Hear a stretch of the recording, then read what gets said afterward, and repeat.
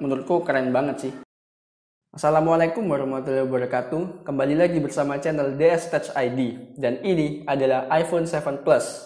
iPhone yang sudah rilis sekitar 4 tahun yang lalu, akan tetapi masih sangat diminati dan banyak dicari. Apakah masih worth it HP yang sudah rilis 4 tahun lalu untuk dipakai dan dibeli di tahun 2020? Maka dari itu, mari kita bahas. Yang pertama adalah HP ini menggunakan chipset A10 dari Apple yang mungkin sudah ketinggalan 3 generasi lebih tepatnya ya. Karena sekarang iPhone 11 Pro menggunakan A13 Bionic, lalu RAM-nya 3GB yang mana pada saat itu masih cukup lumayan ya. Tapi sekarang rasanya udah agak ketinggalan 3GB. Lalu kameranya menggunakan konfigurasi dual kamera. Nah, yang menarik adalah iPhone 7 Plus menjadi HP Apple pertama yang menggunakan konfigurasi dual kamera, yang mana pada saat itu sangat heboh ya, karena mungkin orang-orang banyak bertanya, buat apa sih kameranya dua, apakah hasilnya akan lebih bagus. Nah, lalu untuk kamera depannya menggunakan konfigurasi single kamera dengan resolusi 7 megapiksel. Oh ya, lupa disebutin tadi, kamera belakangnya resolusinya 12 megapiksel plus 12 megapiksel untuk telenya. Lalu yang bikin agak sedih adalah baterainya. Ya, baterainya cuma 2900 mAh. Nah, 2900 mAh-nya Apple itu agak gimana ya kalau didengar ya. Tapi baterai yang kecil itu diakibatkan oleh dimensi dari HP ini yang cukup tipis. Tipis sekali menurut saya, dan karena tipis itu tadi jadi HP ini jadi sangat nyaman untuk digenggam. Nah, pertanyaannya adalah apakah dari kesemua spesifikasi yang kita sebutkan tadi masih layak untuk digunakan di tahun 2020? Jawabannya, yang pertama, untuk multitasking yang pasti HP ini masih sangat mumpuni ya. Untuk sosmed-sosmed, untuk browsing, untuk nonton video, ya masih cukup lah untuk 2020. Lebih dari cukup malah kalau bisa aku bilang. Lalu untuk game, nah untuk game sih mungkin ini kembali lagi ke selera ya. Kalau buat saya sih untuk PUBG Mobile Legends itu masih sangat cukup. Lalu untuk kamera bagaimana? Nah, kameranya untuk kamera belakangnya ya masih cakep banget lah, bisa dilihat dari fotonya.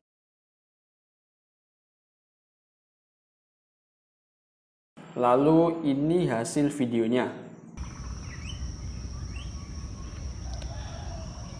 Ya, ini adalah kualitas video dari iPhone 7 Plus untuk resolusi 4K dan di 30 fps. Ya, not bad lah ya, untuk tahun 2020 masih cukup bagus, lumayan stabil, masih cukup keren. Dan ya, khasnya iPhone, warnanya tidak over saturation. Lalu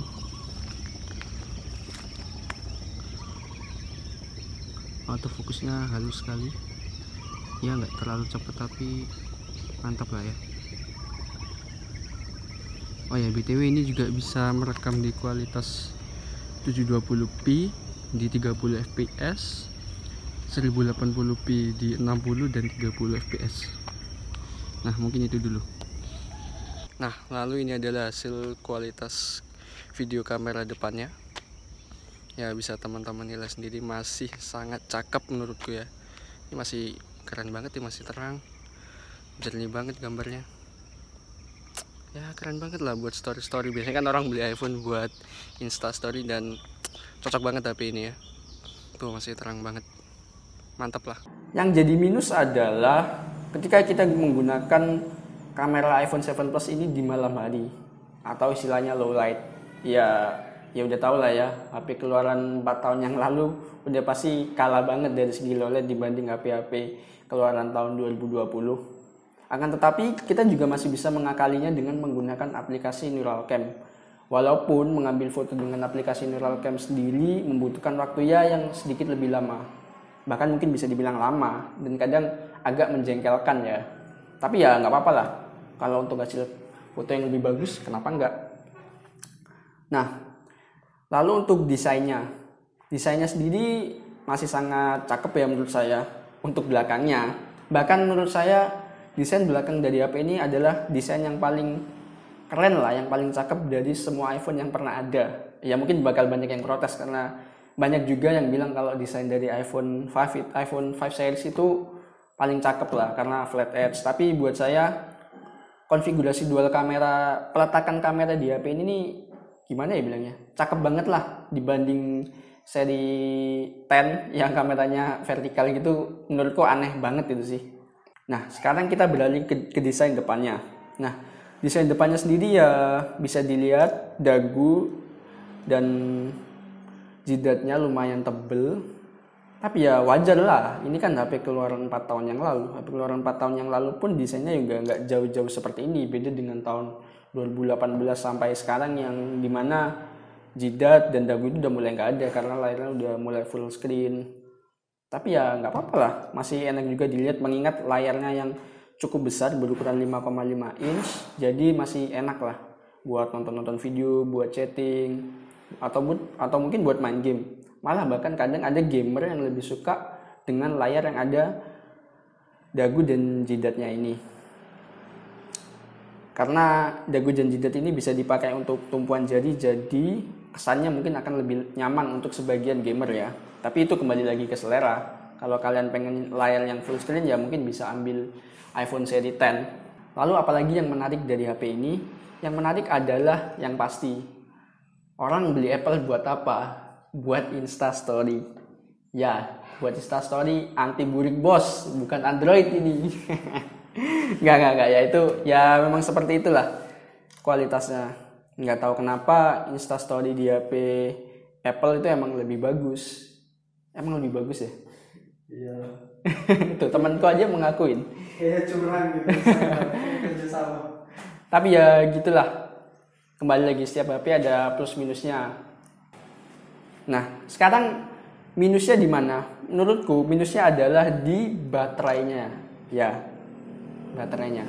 Mungkin kalian juga udah tahu lah ya, baterai iPhone seri 8 ke bawah itu cukup boros lah ya. Apalagi di seri iPhone 7 Plus ini yang menggunakan chipset A10 dengan fabrikasi 16 nanometer kalau nggak salah. Nah, baterai yang cuma 2900 mAh ini mungkin kalau untuk penggunaan biasa cuma bertahan sampai di sore hari ya. Itu pun kalau jarang-jarang buka HP. Mungkin screen on time-nya bisa sekitar 3-4 jam. Itu kalau nggak main game. Kalau main game mah udah jelas, mungkin cuma kuat 2 jam doang. Lalu untuk harganya berapa? Harganya kalau terakhir aku cek itu sekitar 6.300.000 di official store-nya. Mungkin di iBox ya. Nah, di iBox itu 6.300.000. Kebetulan aku dapat HP ini ya. Dapat HP ini bekas. Ya harganya yang pasti di bawah harga baru lah ya. Jadi lumayan worth it. Dan yang aku beli ini dengan warna jet black. Ya jet black ini menurutku warna paling cakep di seri iPhone 7 Plus ya. Karena yang lain finishingnya doff, sedangkan ini glossy dan mengkilat. Menurutku keren banget sih, nggak kalah lah sama HP-HP tahun 2020. Malah lebih keren menurutku dibanding HP yang ada ya pantulan-pantulan anehnya itu. Menurutku ini nggak ada pantulannya, malah lebih keren. Jadi kesimpulannya, apakah worth it iPhone 7 Plus di tahun 2020? Kalau buat aku masih sangat worth it.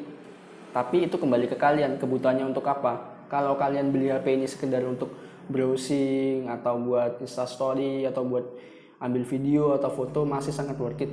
Nah, kalau untuk gamer gimana? Menurutku untuk gamer udah nggak worth it lagi ya HP ini, mengingat speknya yang udah cukup ketinggalan zaman, lalu baterainya yang cukup boros, dan yang anehnya lagi HP ini cukup panas ya. Dipakai main game sekitar 30 menit wah. Di HP ku sendiri 30 menit itu cukup panas banget, dan itu nggak enak banget di tangan. Pastinya kalau main game tapi HP-nya panas kan nggak enak, jadi nggak nyaman, kita jadi nggak fokus main gamenya.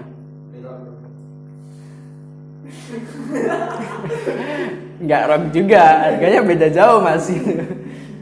Nah, jadi kembali lagi kepada kalian, untuk apa kalian beli HP ini. Sekali lagi aku tegaskan, kalau cuma untuk penggunaan daily, HP ini masih sangat worth it, walaupun baterainya nggak awet-awet banget, tetapi untuk gamer nggak worth it. Ya, kembali kepada kalian.